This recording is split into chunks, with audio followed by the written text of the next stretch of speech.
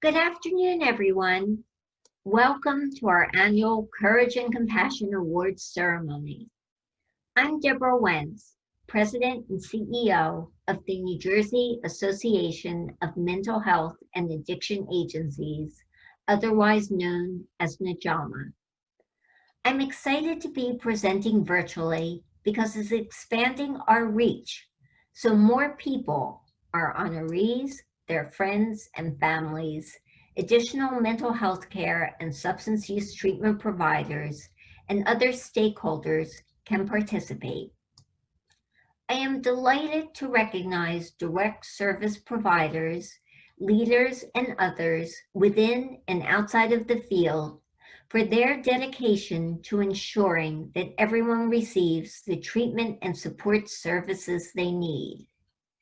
In addition to saving lives and greatly enhancing quality of life, their contributions create more visibility for mental health and substance use disorders. The efforts of our awardees also support the fight against stigma and discrimination and help increase access to services. This event is so inspiring, and I'm honored to work with individuals who have these much-needed skills, passion, and dedication. While the individuals on the front lines every day are heroes, there are others who are larger than life. I'm thrilled that we also have with us heroes in mental health and recovery to magnify the visibility we can bring to these critical issues and attention to the life-saving work individuals are doing. Although I myself am personally a sports ignoramus and tone deaf, I have enormous respect for those who have these talents and use them to support individuals with mental illnesses and substance use disorders, fight stigma, build awareness of services and their impact, and improve health.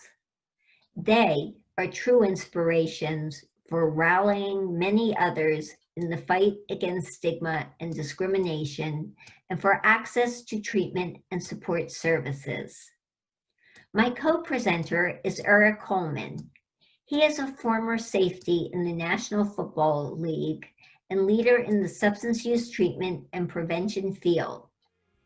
The end of the program will feature Byrd, who has a 40-plus year career as a guitarist, singer, and songwriter, which included induction into the Rock and Roll Hall of Fame with Joan, Jett, and the Blackhearts in 2015. He will perform some of his music that focuses on recovery from addictions. It will be a truly fitting and inspiring end to this special event.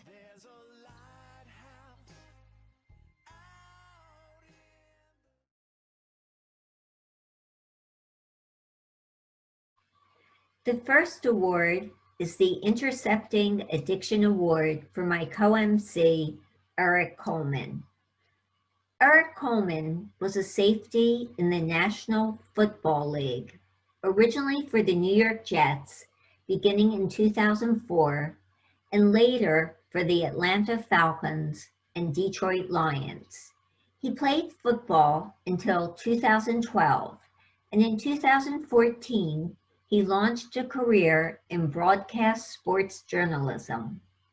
While Erik is best known for playing and analyzing football, he says his real talent and passion are helping people in need, and he is most proud of his work helping individuals and their families deal with drug and alcohol addiction. He fulfills this mission through the Guardian Recovery Network, where he serves as Director of National Outreach.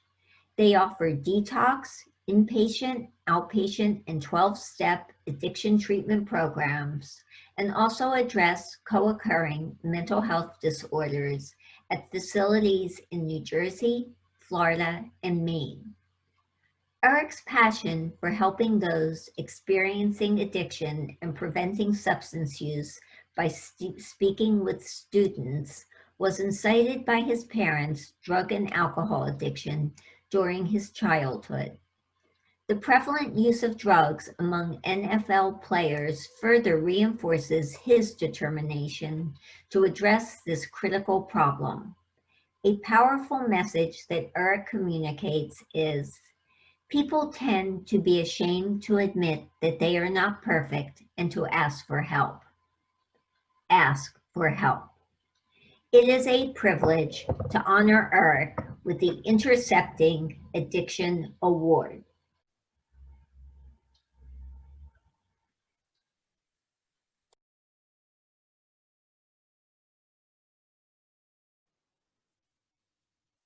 Thank you so much for that wonderful intro. And, as you mentioned, coming up from humble beginnings in a household where addiction was prevalent was tough. And, it wasn't easy. And I often would ask myself, I would cry, to God, asking why. Why did I have to go through this? Why did I have to have parents who struggled with drug addiction? And, as a kid, it's hard to understand that. But as you get older and you start to go through life and you understand how things work, you start to see that you're not the only one. You're not alone. And playing through the NFL, being able to make it as far as I did, is a complete blessing. And I'm thankful to be able to play 9 years in the NFL. And when I was done playing football, I went back and talked to my wife, and I kind of struggled. I struggled with finding out who I am. I always said to myself, I'm more than an NFL player, but I didn't know what my purpose was. And, it wasn't until I started, volunteering and helping others that I really found a great pathway and helping people who struggle with addiction, helping the children, who have parents who live in households that are affected by drug abuse. And, it's something that's very near and dear to my heart. Being able to talk to a kid who's been in my shoes before is a wonderful feeling. For them to be able to touch an NFL player and to hear my story, to hear what I've gone through, what struggles I've gone through growing up, and to see that I relate to them is a wonderful blessing. And it's funny because now when I talk to my wife, it's I wasn't put on this earth to play in the NFL. The NFL was always just a platform for me to talk about the things that happen in my life and to help others. And helping others is a big part of my life now. I try to instill this in my children. We have 3 beautiful young children, which, we're blessed to have, and this is just a big part of my life, and it's completely humbling. I'm very thankful, and to be working with Guardian Recovery Network and Princeton Detox, it has been an amazing journey for me. I've learned so much. I've touched so many people, and there's just still so much more work to do. So I happily and humbly accept this honor, and God bless you all.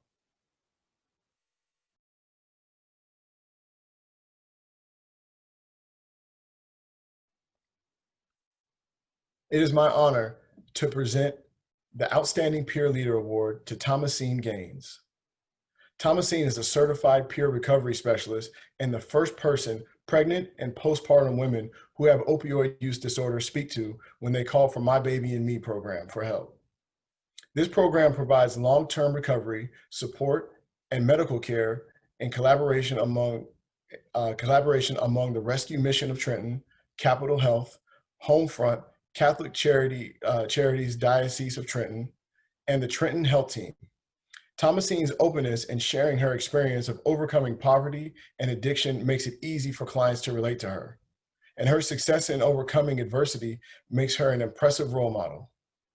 Thomasine stays in touch with women until they are ready to begin treatment. She helps them cope with violence, loss, grief, and other traumatic experiences, and she challenges them to step outside their comfort zone. When the women are ready to be helped clinically, Thomasine brings them to Catholic Charities to be evaluated and receive outpatient treatment. A further testament to Thomasine's impact is that she has been invited to clients' weddings, baby showers, and even participated in the birth of one of the babies. It is my honor to present Thomasine with the Outstanding Peer Leader Award.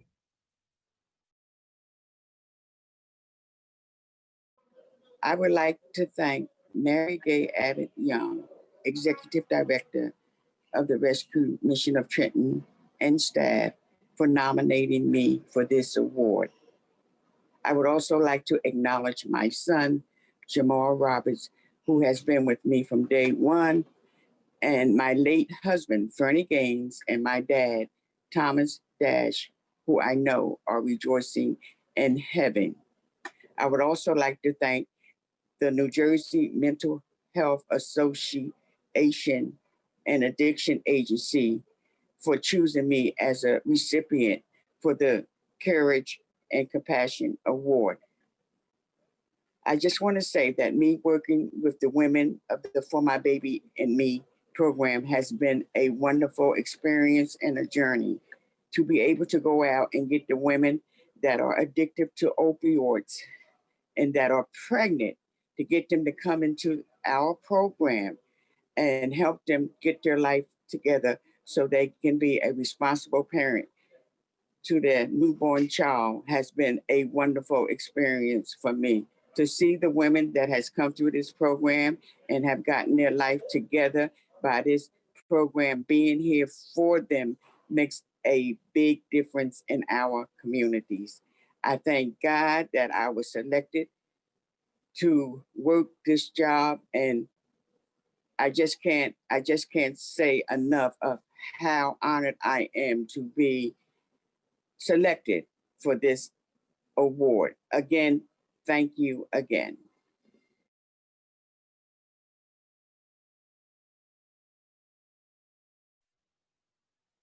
And next, I have the honor of presenting the Outstanding Direct Care Provider Award to Jamesena Nairn. Jamesena is the New Jersey Drug Court Liaison at the Rescue Mission of Trenton. She inspires clients with her extraordinary expertise, passion, dedication, empathy, and compassion, which were sparked by an incident in college when a friend experienced a tragic event. That is when she discovered her calling was to help people. Many of Jamesena's clients have had long incarceration sentences and repeatedly tried to complete substance abuse treatment. Jamesena helps clients change their mindset, not only about their potential to achieve recovery, but also in providing them with guidance on their appearance and outlook when they go for court hearings. Her influence has led judges on commenting the transformation they observed in their clients, and on Jamesena's clear role in inspiring this change. These characteristics have led clients deep respect for her and her openness to new possibilities in their lives. While transporting clients in 13 counties, Jamesena provides traveling group therapy, which makes these long day trips into extremely positive experiences that her and her clients eagerly anticipate. She asks questions, listens intently, and encourages everyone to support each other. It is a privilege and an honor to honor Jamesena with the Outstanding Direct Care Provider Award. Hi, my name is Jamesena Nairn, and I go by the name of Jamie, and I work at the Rescue Mission of Trenton. I'm the drug court liaison here. I've been here for over 4.5 years. I would like to say thank you for the Outstanding Direct Care Providers Award that I received. I'm very thankful and appreciative. It's kind of a funny story how I got here at the mission. I moved here from Florida, West Palm Beach, and I scheduled probably about 10 interviews. Rescue Mission of Trenton was my first and my last interview. When I interviewed with Byrd and the director at the time, they told me all about the program, everything that they do here, and I was like, okay, this is a place for me to be. So I canceled all of my interviews and took this job. It has been an amazing time. I believe in our mission to provide opportunities for all. We have an amazing team here. We have an outstanding clinical team that I'm a part of. And I just really want to say I'm thankful and I appreciate this award, Outstanding Direct Care Provider Award, and I thank the mission for nominating me. Thank you very much and have a great day.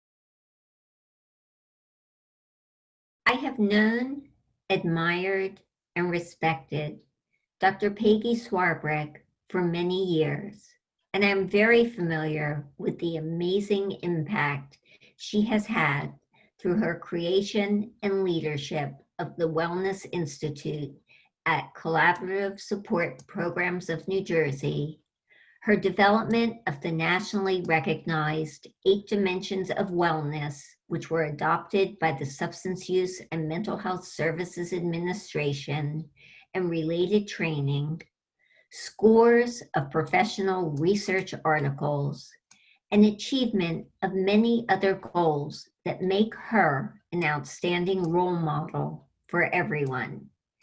Peggy is the Director of Practice and Wellness at Rutgers University Behavioral Health Care and is most deserving of the Outstanding Leader in Innovation Award. For more than 30 years, Peggy has effectively promoted the advancement of diversity by inspiring partnerships between professional mental health service providers and individuals with severe mental illness. She has created supports, services, and innovations to help reverse the tragic trends of individuals with severe mental illness living an average of 25 fewer years than individuals who do not have severe mental illness, and of the estimated 85% unemployment rate, which has led to many individuals with severe mental illness living in poverty. Peggy has also been a strong proponent of the peer provider movement. She created a unique role in the mental health system, the peer wellness coach, and designed the reciprocal peer support for wellness model and related training programs. Besides these professional achievements, Peggy always makes herself available to guide and support others during crises on an individual basis.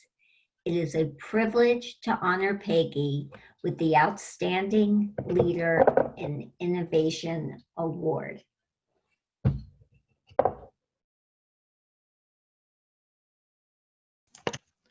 Thank you, Debbie, and the NJAMHAA membership for this Outstanding Leadership and Innovation Award. I thank my colleagues for considering my contributions as worthy of this recognition. I'm fortunate that I have jobs at Rutgers University as Director of Practice Innovation and Wellness and Collaborative Support Programs in New Jersey Wellness Institute. That really is very exciting work.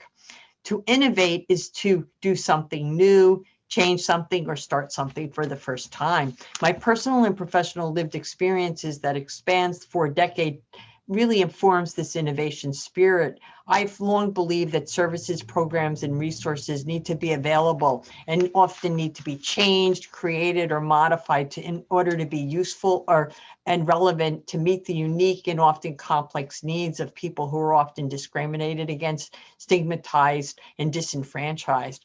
I really have a conviction to making sure that people have opportunities to realize their full potential by gaining access to relevant resources. Focusing on the 8 dimensions really seemed to me to be a very useful way to inform my recovery, and it's changed my life in many ways.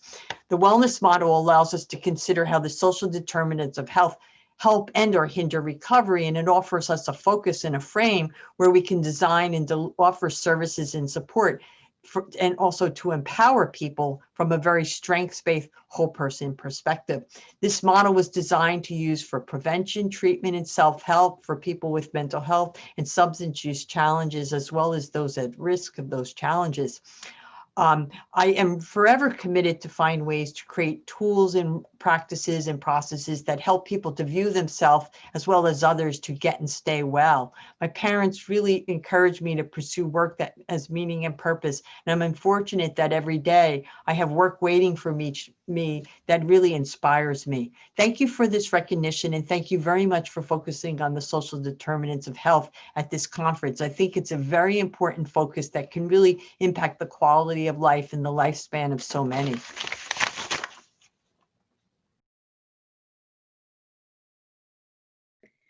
Throughout his years of service as the Director of Quality Improvement and Technology at Monmouth Cares, Jerome Scriptunis demonstrated unwavering commitment to providing the organization and community with actionable data to improve children's lives. He was instrumental in the development of the ResourceNet platform, which has been expanded statewide. Jerome also took on a leadership role in introducing Microsoft Power BI, which is business analytics software, throughout New Jersey's system of care. In addition, he has collaborated with Microsoft, technology volunteers from AT&T, family support organizations, and family success centers to improve systems that provide support for youth. Jerome greatly expanded the Monmouth Care staff's use of technology to improve youth behavioral health services by adopting and promoting the Youth Time Banking Model, or YTB, which is a system of service exchange that uses time as the currency.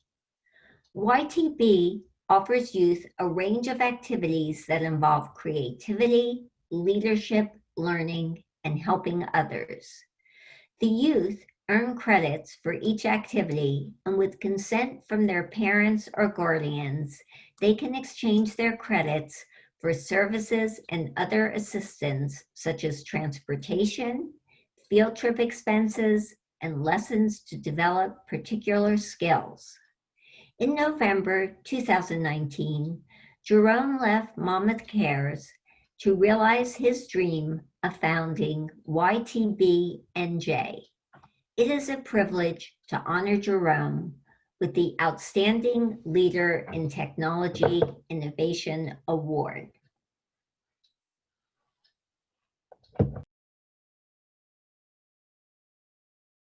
Hello, nice people.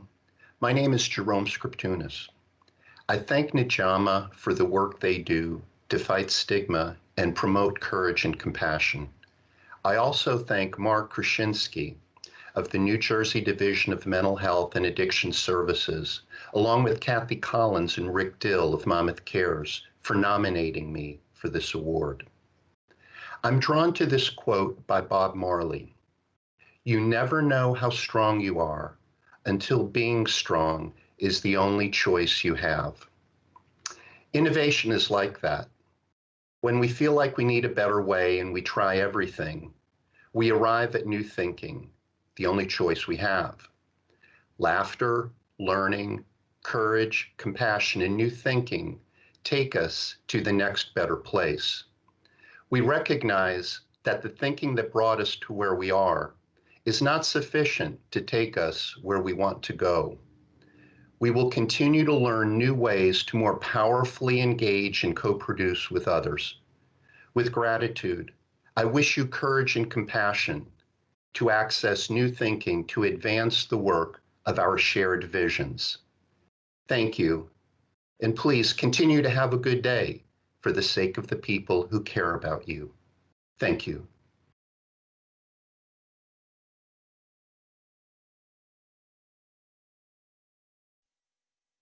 And next, I'd like to present the award of Outstanding Leader in Children's Service Award to Shelisa Foster. Shelisa is the Chief Operating Officer at Bergen's Promise and has demonstrated a passion for working with children with all types of challenges and disabilities and their families throughout her career. She played an integral role in implementing the wraparound model of care, a nationally recognized best practice approach to working with children and their families, and championed fidelity to the model through her collaboration with multiple systems that serve children. Shelisa has been the guiding force behind Bergen's Promise's growth of more than 95%, which includes the creation of one of the first pediatric behavioral health homes in New Jersey. Since taking on her current role, she earned certification as a disaster response crisis counselor and a trainer on the Nurtured Heart approach. These achievements serve as a powerful testament to Shelisa's ongoing focus on expanding her skills to be an increasingly valuable asset to Bergen's Promise and the growing number of children and families the agency serves. It is a privilege to honor Shelisa with the Outstanding Leader in Children's Service Award.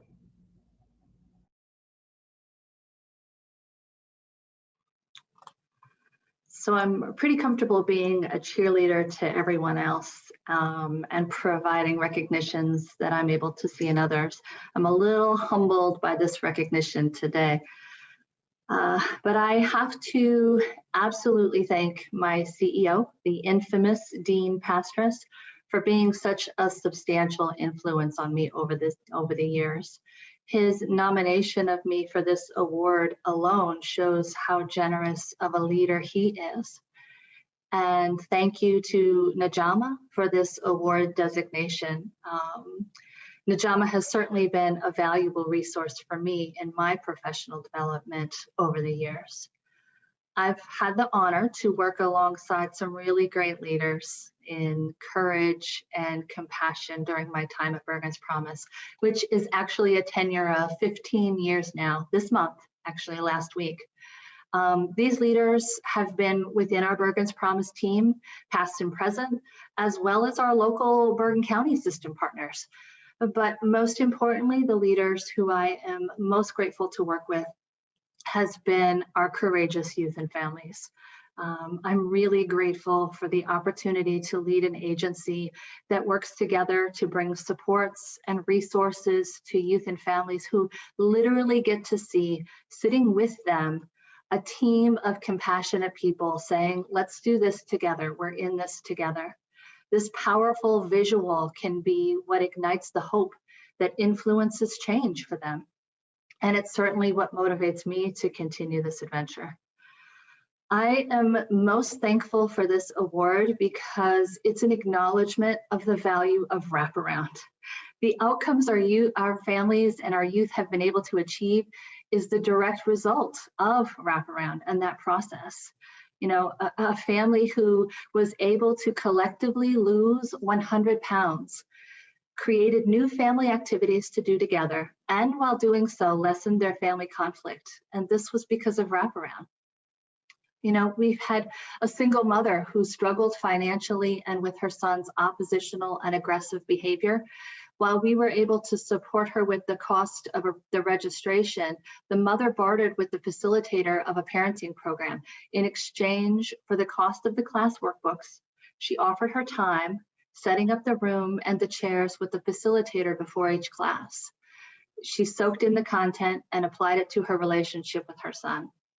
She eventually became a coach of the parenting program, taking in an extra salary, and was able to see her son become a junior firefighter and then enlist in the military to serve his country.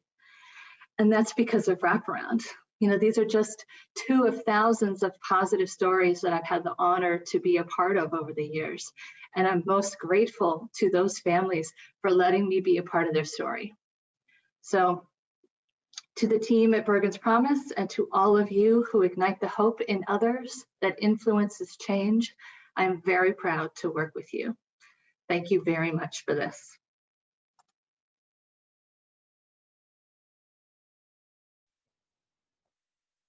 Through her many roles at the Center for Family Services over the past 20 years, Therese Vignola has demonstrated a passionate commitment to helping women recover from substance use disorders.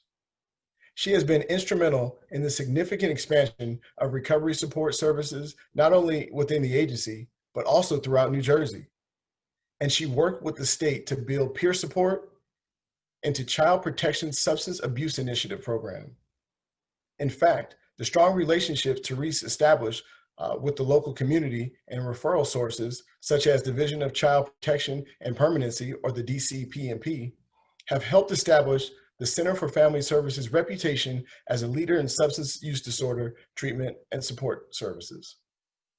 As a result, Therese's passion and initiative, the DCP&P offices in all 21 counties will soon have peer-to-peer services available for caregivers.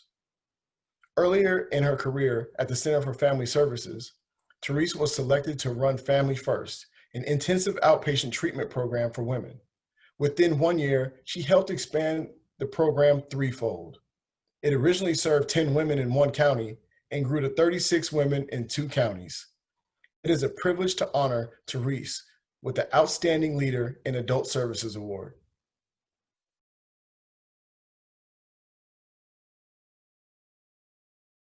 Express my gratitude for receiving this award and how special it is to me. When I was originally told that I had won this award, the ceremony was scheduled for April 23rd. April 25th is the anniversary of the death of my brother. I lost my brother in 1999 due to a lethal combination of heroin, alcohol, and Valium. He was my only sibling, and it is because of my brother's struggle that I got into this field to begin with. Back when I was in college, I wasn't 100% sure what I wanted to do, but I knew whatever I did in life, it would involve working with people that struggle with alcohol and drug addiction.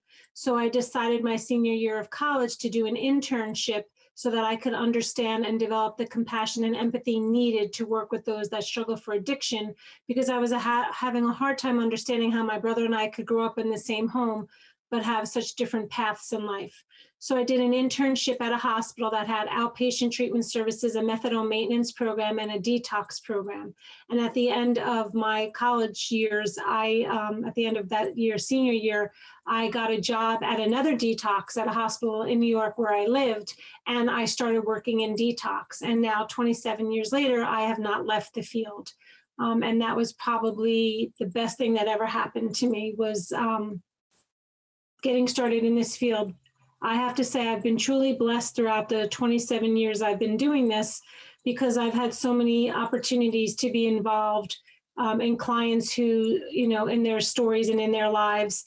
And I don't think clients realize that it's not us that's helping them, it's them helping us, that we're able to be part of their journey and learn something new from them every day that we can then use to help somebody else. So because of all of that, I try to make it my mission to get up every day and try to help one family and spare them the pain that my family and I have been through. I'm very blessed to work at Center for Family Services. I've worked here for 19 and a half years. It's been a wonderful 19 and a half years. I am surrounded by great people whose heart and soul are in this 100%, who their mission is the same as mine, and that is to just help in any way we can, and no matter what that means. And we're very lucky at Center for Family Services because we have so many programs that we can help people through and utilize. It's not just about substance use disorder programs, it's all the other services we have to offer, and all that goes along with those that struggle with substances, including mental health, trauma, grief, loss, and all the other domestic violence, sexual assault, human trafficking, all the other struggles that we see our clients and how they survive, and how we can help them learn coping skills and how to deal with all of they've been through. I want to thank especially my immediate supervisor, Linda Moore, who's been not only a supervisor and a boss, but also a mentor to me for the past 15 years. I want to thank Eileen Henderson, our COO, who has always had my back and always had great faith in me, and I appreciate that. And Richard Stagliano, our president, because he keeps taking us in this great direction with this agency where we can offer more and more to those that need it. I'm also very blessed to be surrounded by an amazing staff. The Family First program, which is the program I received this award for, is our gender-specific trauma-informed intensive outpatient program for women. And I've been so grateful and so blessed that every time I hire staff, they come right on with the same goals that we have, which is to provide our women with a safe place to come and a place where they'll be respected.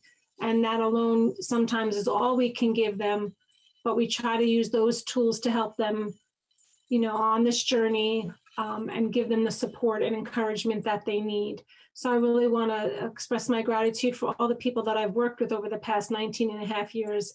And on this journey at Center for Family Services. And I really want to thank NJAMHAA for giving me this award. I appreciate it more than you can know. When I first was notified and let my dad know, he thought, look at the irony that you're accepting this award 2 days before the anniversary of your brother's death. So I know how terrible this world of addiction can be. And I've seen firsthand how it can, change our lives. But I also know from the journeys I've been able to travel with the clients, and again, feel very grateful to have been able to do that, that it can also be a really positive thing, and a lot of great things can come out of it when we all work together. So again, I want to thank you so much, and I truly appreciate this award.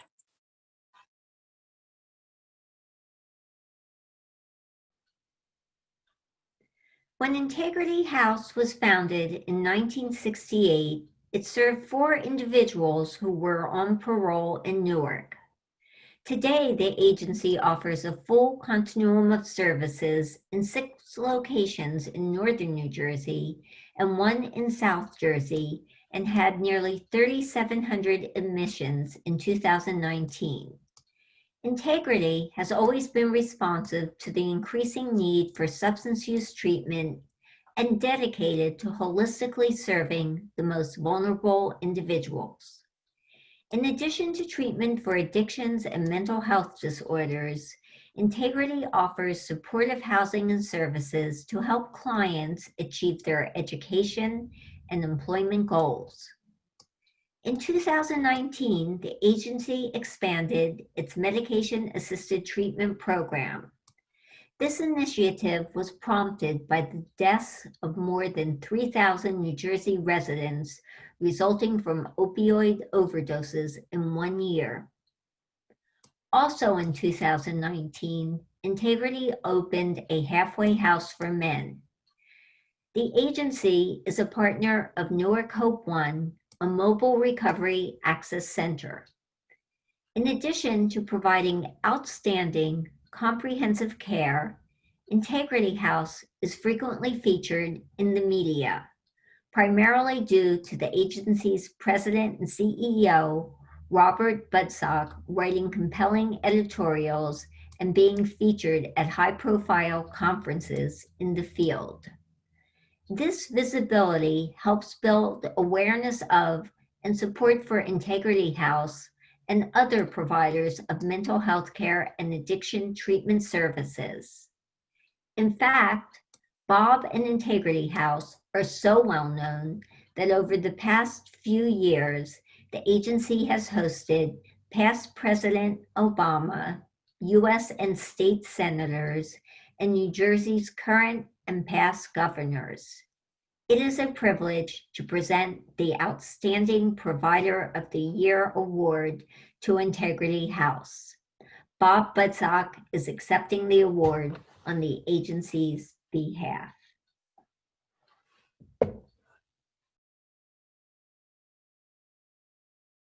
It's an honor to be here this evening at NJAMHAA's 2020 Courage and Compassion Awards ceremony. My name is Robert Budsock. I'm the president and CEO of Integrity House.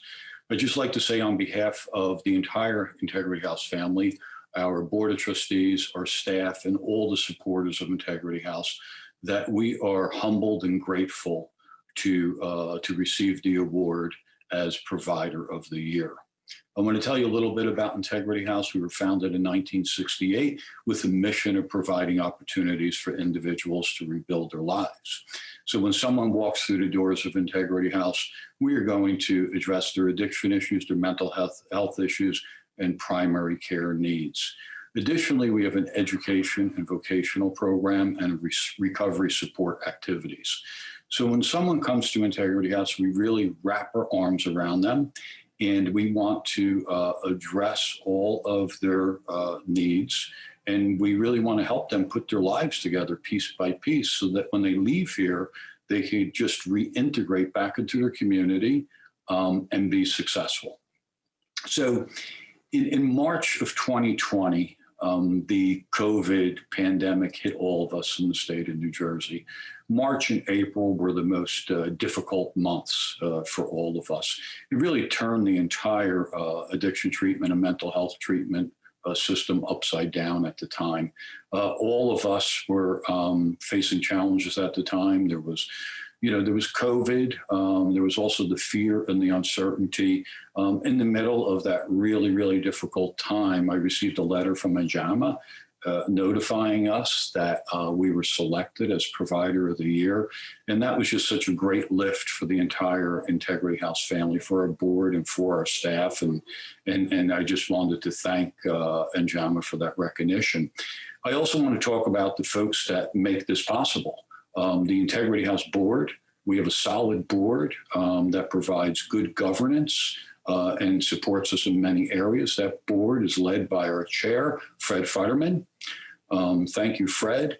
And I want to identify 2 integrity staff, 2 officers that that are just really excelling in their roles, and that is our CFO Kathleen Dedrick and our Chief Clinical Officer Amon Gibson. So nothing great happens at Integrity House without teamwork, and we just have an amazing team between the board, our staff, and all the community members that support the work that we do. We're able to continue to deliver on our mission and provide these opportunities for individuals to put their lives back together. I also want to recognize NJAMHAA. NJAMHAA is led by Deb Wentz, who continues to do a great job as the CEO of NJAMHAA. And we also have a very, very strong board that really works tirelessly to ensure that we are meeting the needs of NJAMHAA members and that we're providing the leadership and the direction that they all need. I want to close by saying that we continue to be in the middle of the pandemic, and that addiction services, mental health services, these are essential services, and we need to continue to provide them for the residents of the state of New Jersey. We need to provide them in a safe way. We need to wash our hands. We need to wear masks. We need to be socially distanced. But at the same time, we can't allow the pandemic to get in the way of providing services that are probably more critical now than ever for the residents of the state of New Jersey. So I just wanted to say, thank you. I am humbled to receive this award on behalf of Integrity House, and for everyone to stay safe, stay healthy. And I hope to see all of you soon, probably at some point in 2021. So thank you. And congratulations to all the other award recipients. Bye-bye.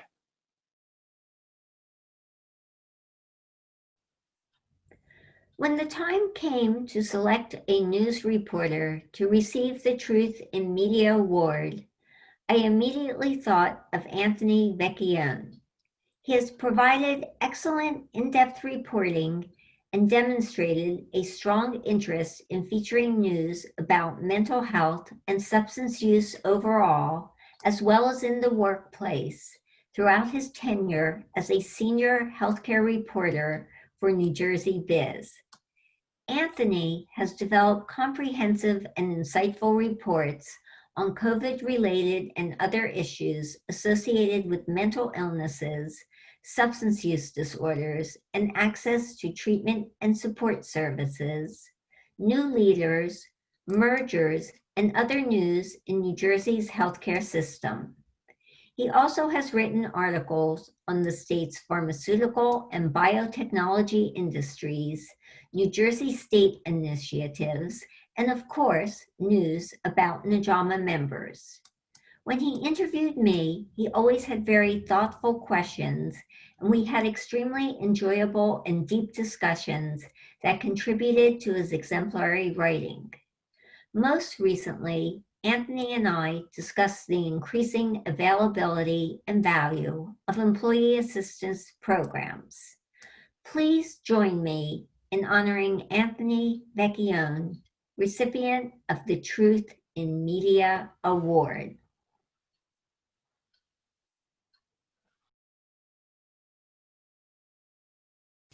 Good afternoon, I'm Anthony Vecchione. Greetings to all the attendees at the New Jersey Association of Mental Health and Addiction Agencies Annual Conference. It is truly an honor to be the recipient of this year's Truth in Media Award. As a health and medical journalist, I've always taken great pride in my reporting on mental health and substance abuse issues, an area that in my opinion is underserved.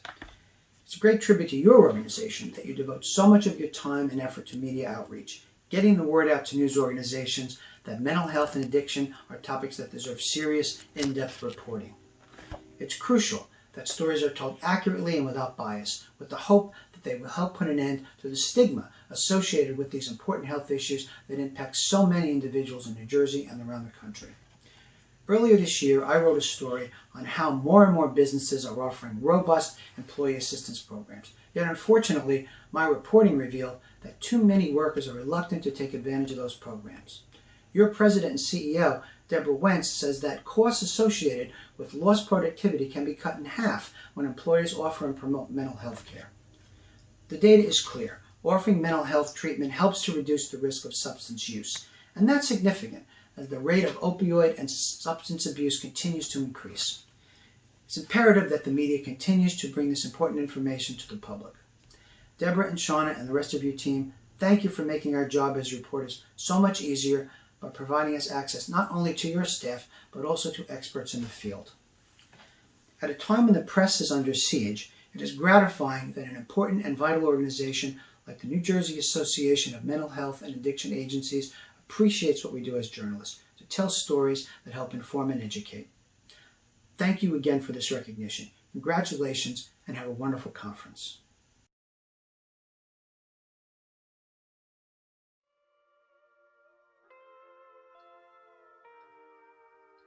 On behalf of NJAMHAA, I'm especially delighted to honor Byrd with the Rock and Roll Recovery Troubadour Award in honor of his music that focuses on substance use recovery and his role as a certified recovery coach.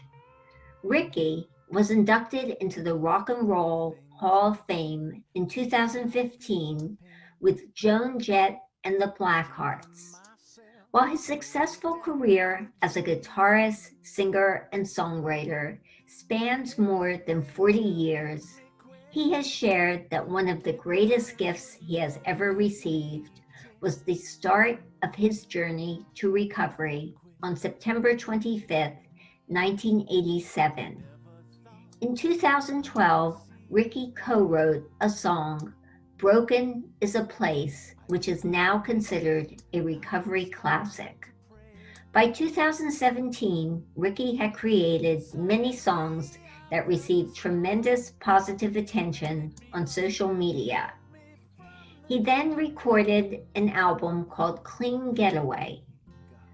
Ricky reached out to substance use treatment facilities, offering to perform for their clients. The response was so powerful that Ricky has been on the road as a recovery troubadour. He became a certified alcohol and substance abuse counselor and certified addiction recovery coach, and has been speaking with youth in schools and juvenile detention centers, as well as clients in treatment facilities. Ricky's CDs are available for purchase through his website, www.rickybyrd.com. We are deeply honored to not only present the Rock and Roll Recovery Troubadour Award to Ricky, but also to have him share his inspiring music and talents with us today, as he has graciously agreed to perform a song live.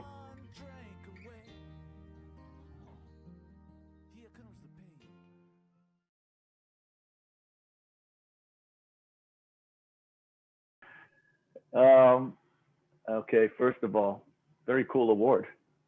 I want to thank NJAMHAA for this this lovely addition to my day, and also to all the co-recipients. Congratulations.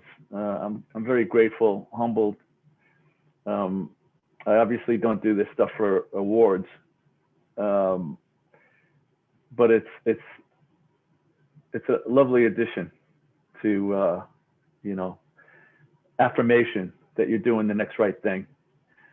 So very cool. I have my I just put out a new recovery rock and roll record in September. I actually put it out on my anniversary, my 33rd recovery anniversary, September 25th. And so I'm in the mode of doing a lot of interviews right now, and I keep getting the same questions. First of all, what do you miss most about that you're not doing right now during the pandemic? And that answer is easy. I miss taking my acoustic guitar and traveling to different treatment facilities or schools, juvenile detention center here and there, and playing the songs from my recovery records to the clients and getting the response. the response is what keeps me going and keeps me wanting to do more of this. There seems to be no way I could do that by Zoom or anything like that. But so that's what I miss the most. And then the second question is, how have you been getting through this time? And that's actually a simple answer.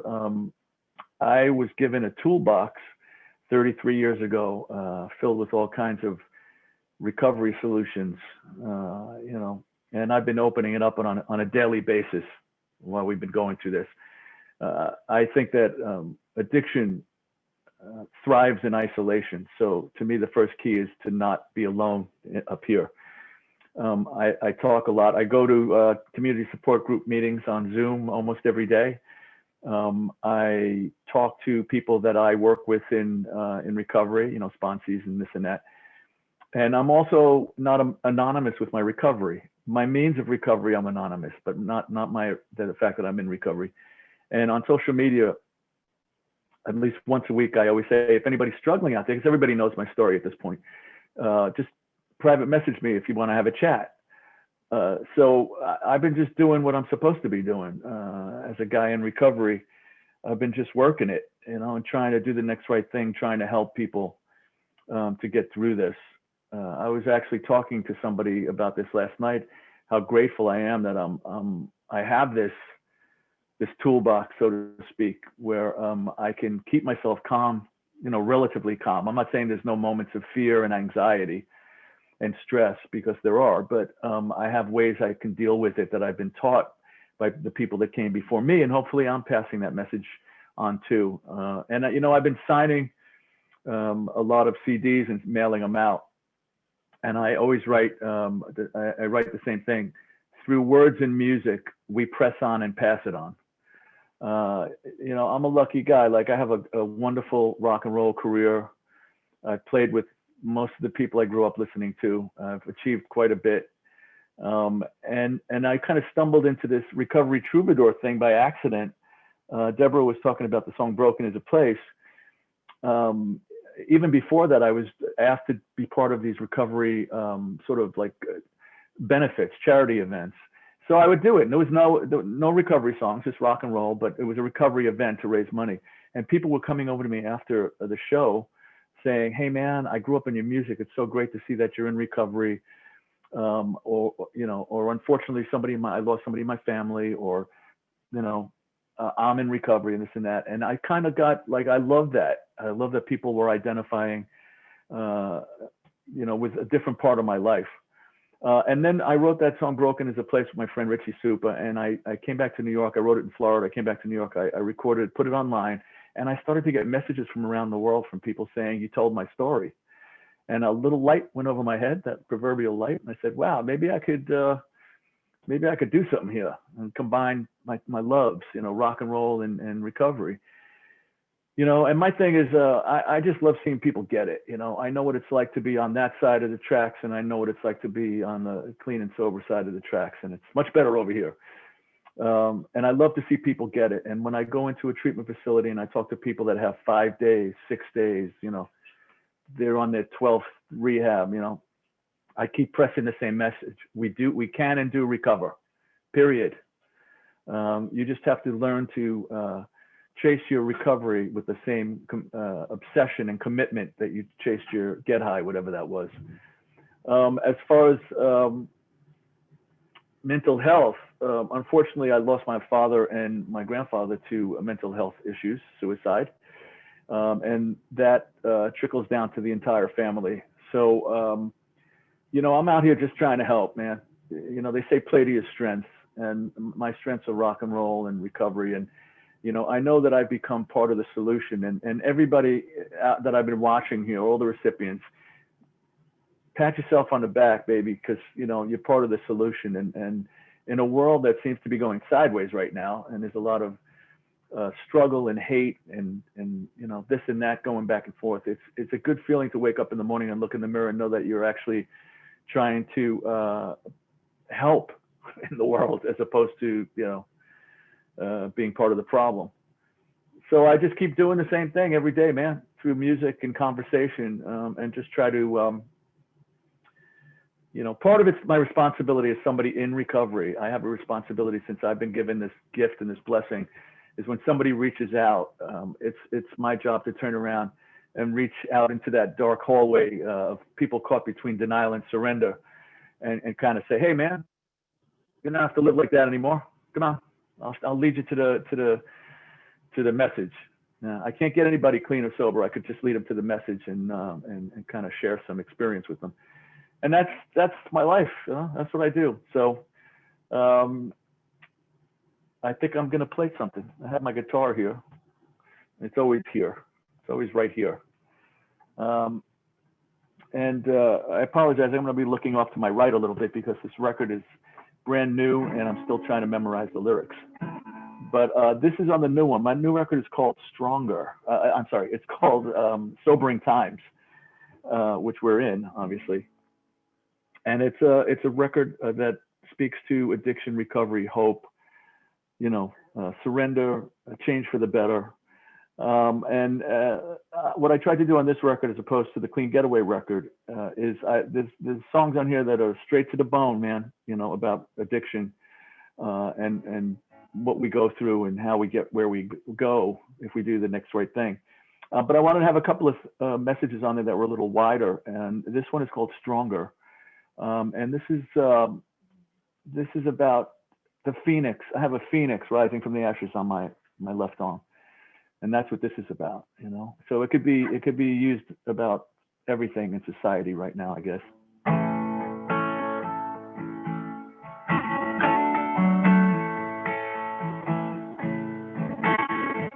Life is a lesson we all live and learn every day.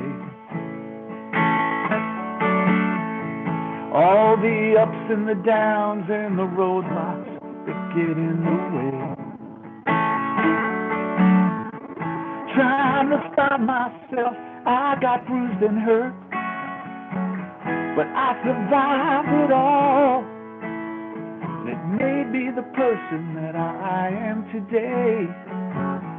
Every time I fall, I come back stronger. I come back stronger. I come back stronger. I was broken once, but not any longer. When life hands you keys that just won't open up any doors, and you're stuck in a rut feeling desperate down to the core,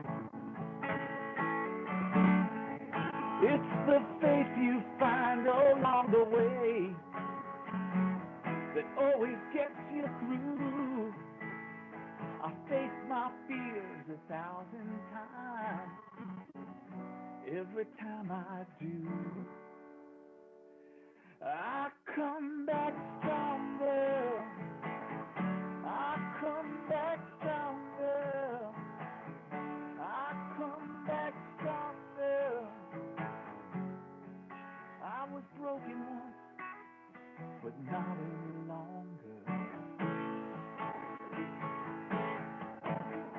With nothing to lose, I took a shot in the dark. I asked for a moment of grace, and from a glimmer of light, the truth came alive.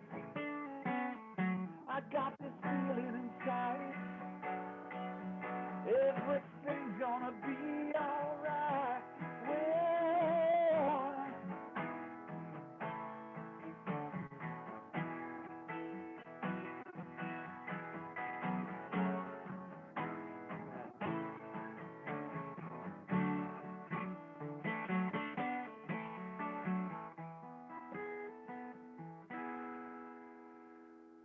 I come back stronger. I come back stronger. I come back stronger. I was broken once, but not any longer. I come back stronger. I come back stronger. hopeless once, but not any longer.